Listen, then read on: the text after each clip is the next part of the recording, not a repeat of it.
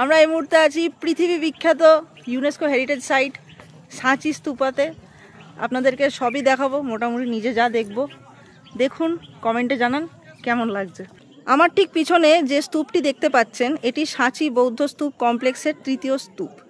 এখানে রয়েছে ভগবান বুদ্ধের দুই প্রিয় শিষ্য সারিপুত্র এবং মোদগলায়নের দেহাবশেষ অর্থাৎ রেলিক্স।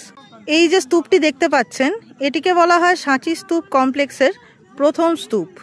বলা হয় যে এই স্তূপটি সম্রাট অশোকের বানানো এবং পরবর্তীকালে সাতবাহন রাজারা এই স্তূপটির সংস্কার করেন এবং এটিকে আকারে প্রকারে বৃদ্ধি ঘটান।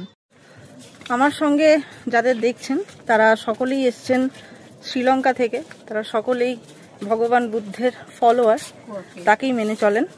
দেখুন সাঁচি স্তূপ কমপ্লেক্সের কিছু অপূর্ব দৃশ্য, বহু বহু বছর পুরনো। সাঁচি স্তূপ কমপ্লেক্সের প্রথম স্তূপ প্রদক্ষিণ করার পর আমি যাচ্ছি দ্বিতীয় স্তূপ দেখতে। সঙ্গে থাকুন।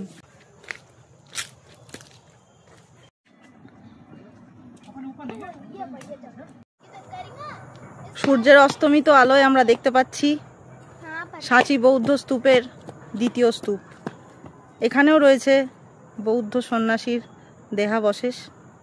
আমি সত্যি ভাবিনি কখনো যে এমন কোনো কাজ করব,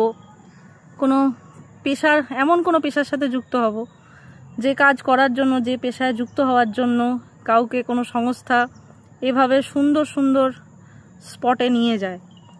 আজ আমি ইউটিউবে ভিডিও করি, কিছু মানুষের কাছে আমার কথাবার্তা পৌঁছে যায় বলে মাইলস টু গো আমাকে এত সুন্দর একটা জায়গায় নিয়ে এসছে কাজের পারপাসে, তাদের সংস্থার প্রচারের পারপাসে। যেরকম অনেক সংস্থা অনেক ইউটিউবারকে নিয়ে যায় যাদের ভিডিও আপনারা দেখেন।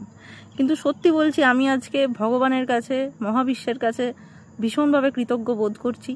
আমি অত্যন্ত ক্ষুদ্র সাধারণ একজন মানুষ, তাকে এত সুন্দর একটা কাজের সুযোগ দেওয়ার জন্য, এত সুন্দর একটা পেশা বেছে নিতে সক্ষম করে তোলার জন্য ঈশ্বরকে ধন্যবাদ জানাই, প্রণাম জানাই। আপনারা জানান ভিডিও আপনাদের কেমন লাগছে, আর প্লিজ আমার সঙ্গে থাকুন, আমার চ্যানেলকে, আমার পেজকে সাপোর্ট করুন। Thank you.